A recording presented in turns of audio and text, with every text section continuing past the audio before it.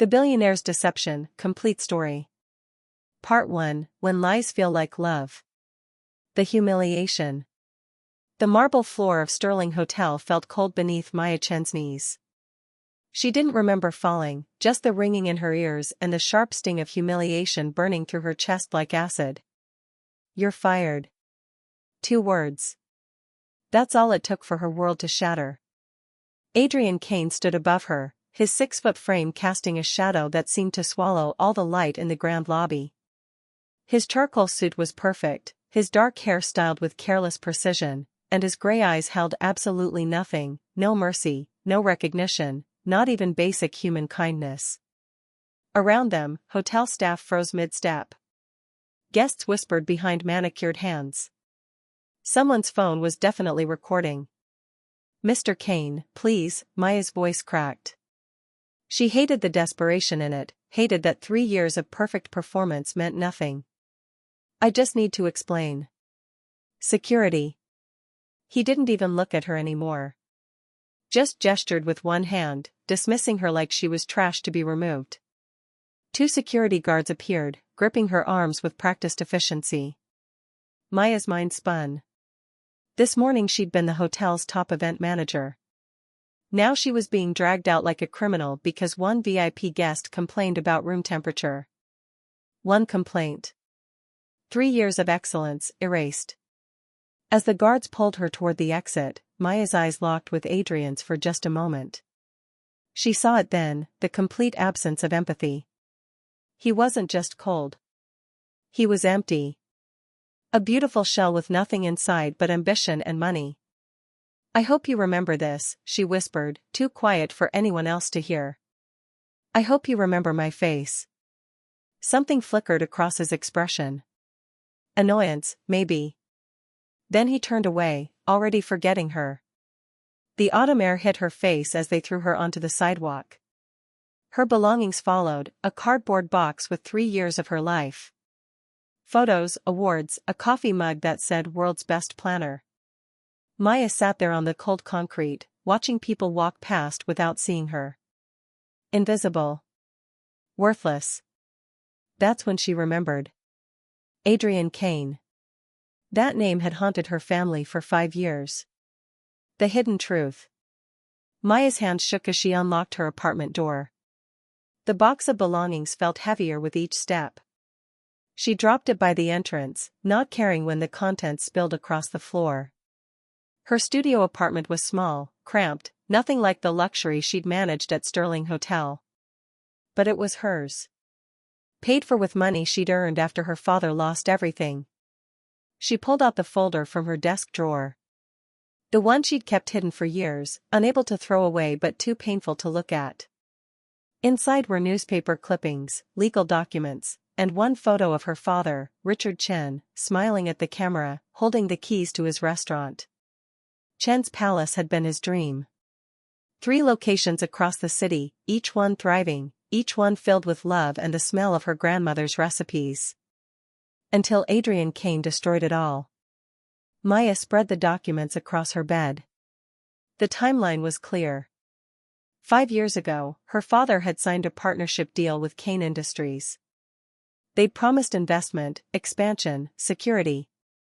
Instead, they'd systematically drained his accounts, stolen his recipes, and opened their own chain of restaurants, identical to his but backed by millions in marketing.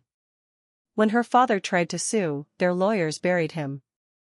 The stress triggered his heart attack. He died 6 months later, broken and betrayed, whispering apologies to Maya's mother for failing them. Her mother followed him within a year. Grief, the doctors said. But Maya knew better. Adrian Kane had killed them both, just as surely as if he'd held a gun to their heads. And today, he'd looked at her like she was nothing.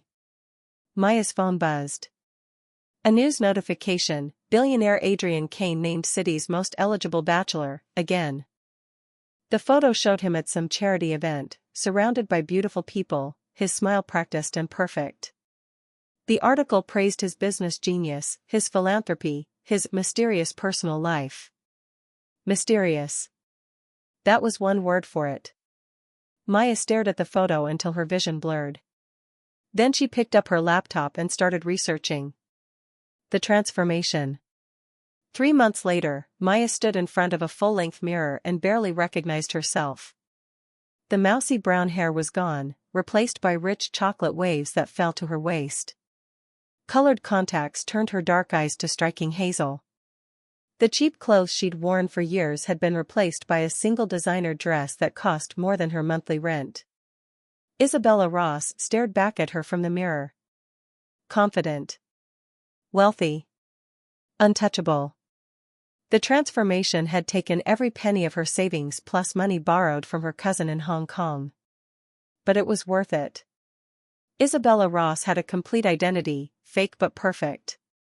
Birth certificate from London. Business degree from Oxford. Investment portfolio managed by offshore accounts that looked legitimate enough to pass basic checks. Social media history carefully constructed to show a wealthy, well-traveled woman returning to the city after years abroad. Maya had studied Adrian obsessively. She knew his schedule, his preferences, his habits. She knew he attended the Grandview Charity Gala every year, donated exactly $500,000, and always left alone despite the women who threw themselves at him. She knew he liked scotch, hated small talk, and had a weakness for intelligent women who challenged him. Tonight, Isabella Ross would meet Adrian Kane. And the game would begin. The first meeting. The Grandview Hotel ballroom glittered with wealth. Crystal chandeliers cast rainbow prisms across marble floors. Women in designer gowns competed to outshine each other while men in tuxedos discussed deals worth millions. Isabella now, walked through the crowd like she belonged there. Her dress was midnight blue silk, simple but elegant, expensive enough to signal wealth without screaming desperation. Diamond earrings borrowed from a high-end rental service caught the light with every movement. She'd timed her entrance perfectly. Not too early to seem eager, not too late to be forgotten. Her eyes found Adrian immediately. He stood near the bar, surrounded by 3 men in suits who laughed too loudly at whatever he said. But Adrian himself looked bored, his gaze distant, his scotch barely touched. Up close, he was even more striking than his photos suggested. Sharp jawline, broad shoulders, and an air of absolute control that made people instinctively move out of his way. Maya's heart pounded. This was the man who'd destroyed her family. The man who'd thrown her onto the street 3 months ago. The man she was going to ruin. Champagne? A waiter appeared at her elbow. No, thank you. Isabella's voice was different from Maya's, slightly accented, more refined. I'll have what he's having. She nodded toward Adrian, and the waiter's eyes widened. Mr. Kane drinks a very specific scotch, ma'am. It's quite expensive, Anne. Then I suppose it's perfect for me. She smiled, and the waiter hurried away. The exchange had been loud enough. Deliberate enough. Adrian's eyes shifted toward her. Just for a moment. Then away. But it was enough. The hook. Isabella took her scotch from the nervous waiter and walked directly to the auction display, positioning herself exactly in Adrian's line of sight. She studied a painting, some modern piece that looked like someone had thrown paint at a canvas, and pretended not to notice him. Interesting choice. His voice was exactly as she remembered. Deep, smooth, and cold. Isabella turned slowly, arranging her expression into mild curiosity. The painting or the drink? Adrian's lips twitched. Almost a smile. Both. The drink is excellent. She took a small sip, maintaining eye contact. The painting is terrible. This time he did smile, genuine surprise crossing his face. Most people at these events pretend to love whatever garbage is on display. I'm not most people. Clearly. He moved closer, and Isabella caught the scent of his cologne, cedar and something darker. Adrian Kane. He extended his hand, and Maya felt her pulse spike. This was it. The moment she'd planned for months. Isabella Ross. She took his hand, noting the strength in his grip, the expensive watch on his wrist. Recently returned to the city. From? London. Though I've been traveling extensively. She released his hand and turned back to the painting, dismissing him subtly. A calculated risk. It worked. Adrian stepped beside her instead of walking away. You don't like the art, yet you're studying it intently. I'm trying to figure out why someone would pay $50,000 for it. Isabella tilted her head. The emperor has no clothes, but everyone keeps complimenting his wardrobe. Adrian laughed, a real laugh that transformed his entire face. For just a moment, he looked almost human. You're dangerous, he said, his voice lower now. Only to people with inflated egos and deflated talent. And which category do I fall into? Isabella finally looked at him fully, letting her gaze travel from his perfectly styled hair to his Italian leather shoes. I haven't decided yet. The challenge hung between them, electric and undeniable. Around them, people watched with barely concealed interest. Adrian Kane never talked to women at these events. Never showed interest in anything except business. Have dinner with me, he said suddenly. Why? Because you're the first interesting person I've met in years. Isabella pretended to consider, though her heart was racing. I'm quite busy. Tomorrow night. 8 o'clock. I'll send a car. You're very presumptuous, Mr. Kane. I'm very certain. His gray eyes held hers, and for a moment, Maya forgot to breathe. Tell me you're not curious. She was. God help her, she was. But not for the reasons he thought. Fine. Isabella pulled a business card from her clutch, expensive cardstock with minimal information. Send the details here. If I'm free, I might accept. She walked away before he could respond, feeling his eyes follow her across the ballroom. Her hands trembled slightly, but she kept her pace steady, confident. Phase 1, complete. Adrian Kane had taken the bait. The dangerous game. The car arrived at 7:55.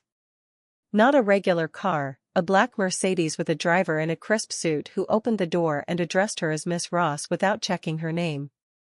Adrian had done his homework. Quick.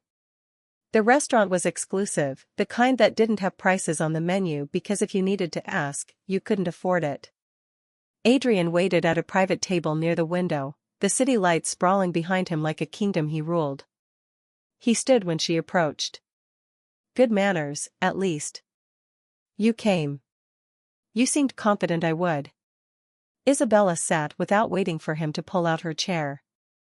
Equal footing. Always. I was hoping, not confident. Adrian signaled the waiter. There's a difference.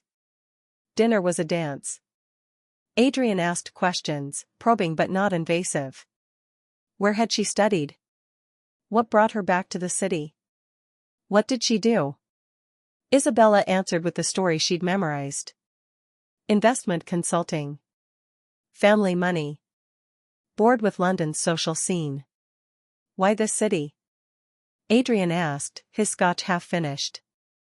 Why not? Isabella countered.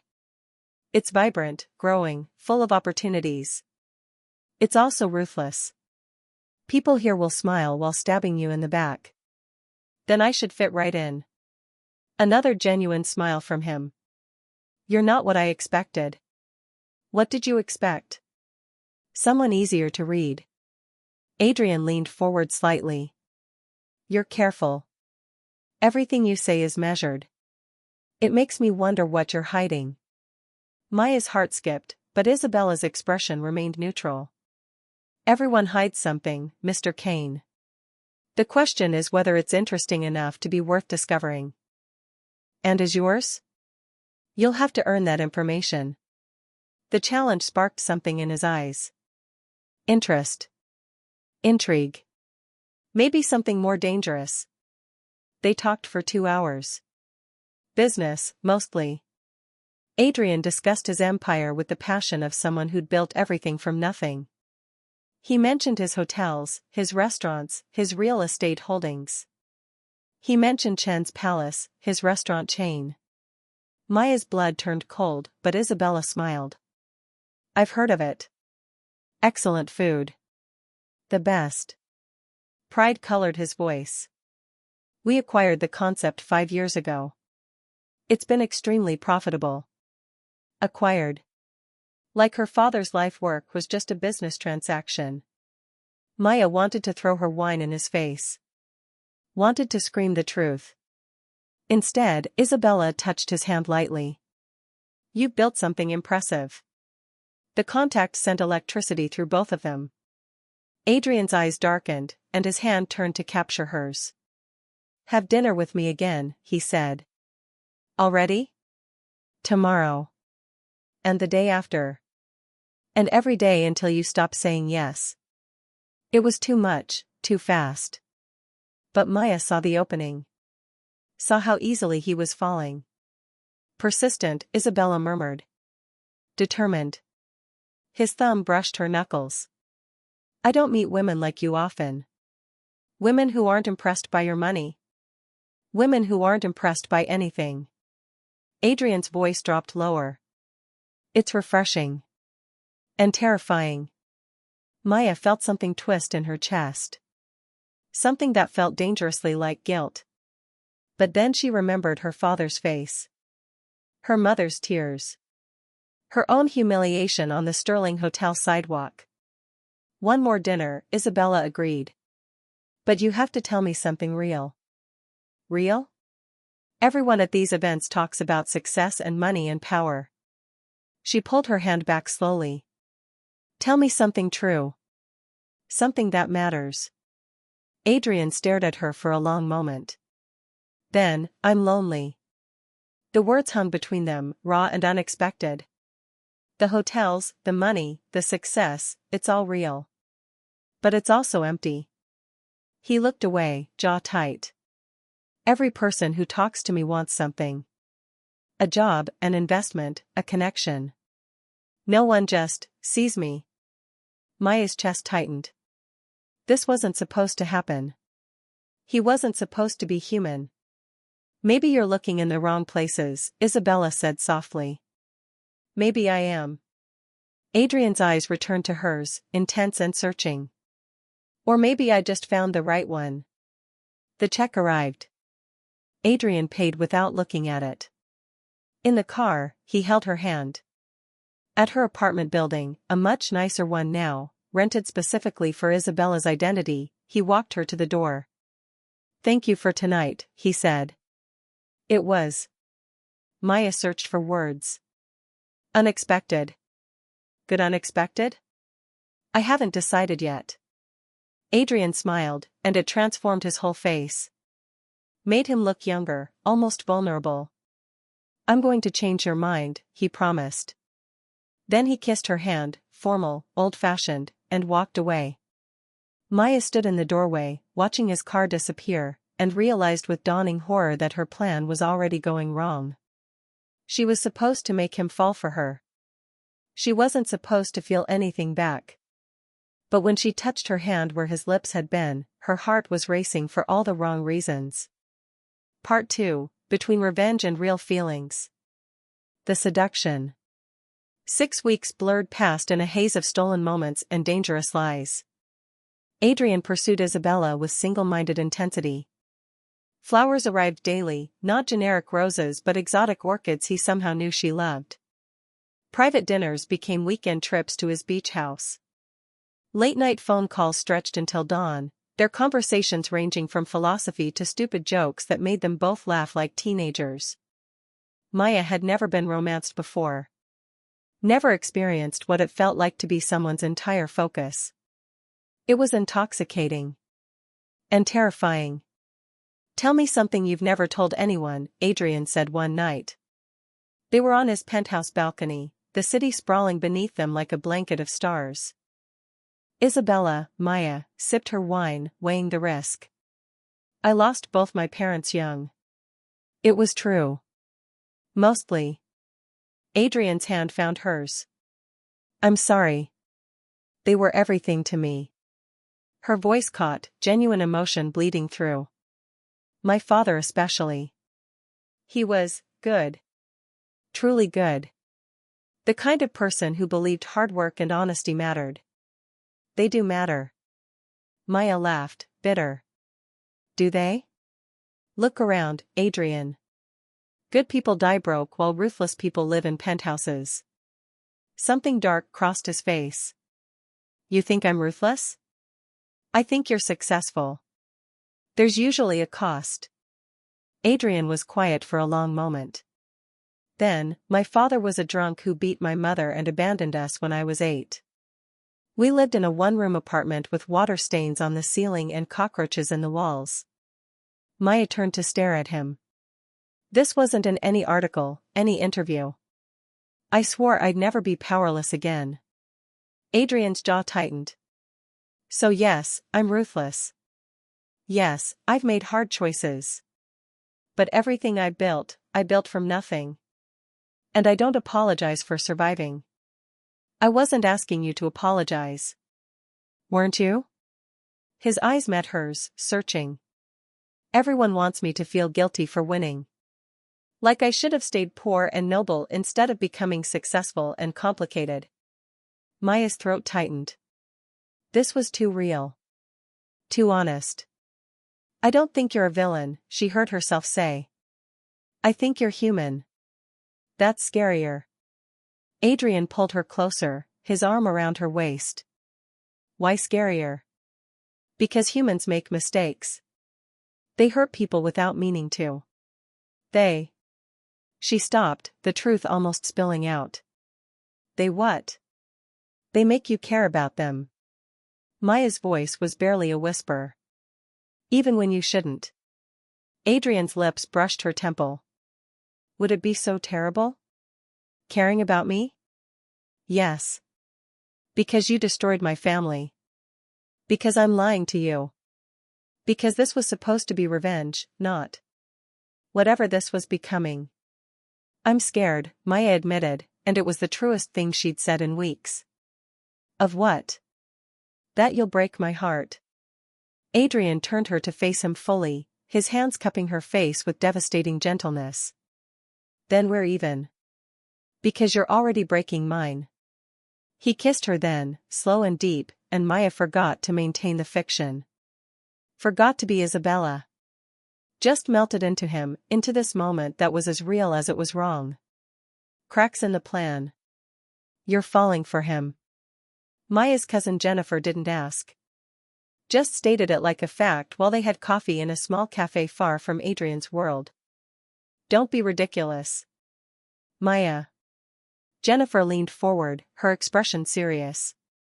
I've known you your whole life. I've never seen you like this. The way you talk about him, the way your face changes when your phone buzzes.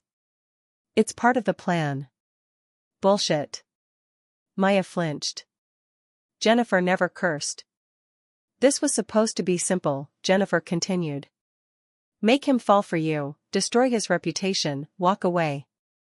But that's not what's happening, is it? I can handle it. Can you? Jennifer grabbed her hand. Because from where I'm sitting, you're forgetting why you started this. You're forgetting what he did. I haven't forgotten anything. The words came out too loud. Other customers glanced their way. Maya lowered her voice. He killed my father, Jennifer. He stole everything we had and didn't even remember my face when he fired me. I haven't forgotten any of that. But. Maya's throat closed. But he's not what I expected. He's not just some cold monster. He's funny and thoughtful, and when he looks at me, I feel seen, Jennifer finished softly. You feel seen. Tears burned Maya's eyes. I'm so tired of being invisible. Of being the girl whose life fell apart. With him, I'm someone different. Someone who matters. You matter anyway, Maya.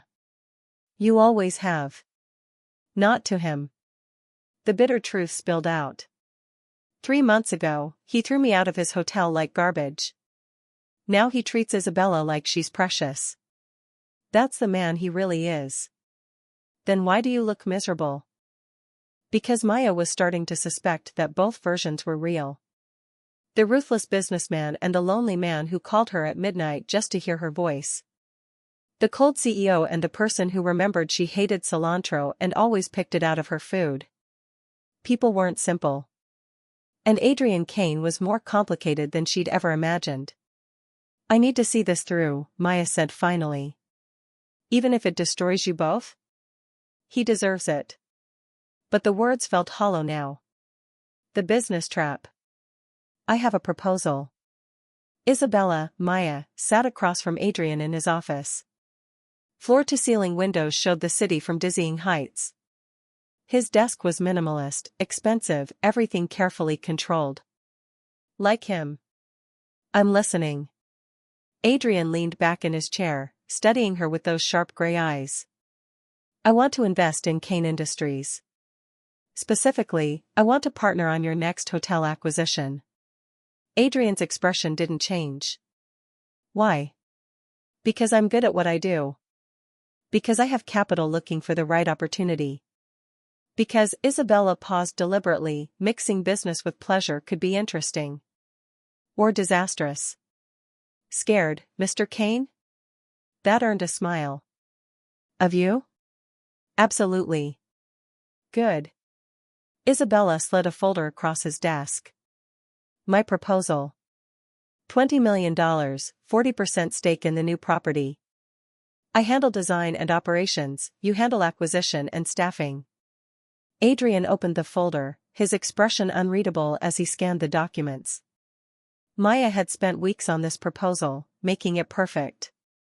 Legitimate enough to pass scrutiny but structured to give her access to his financial records, his business practices, his vulnerabilities.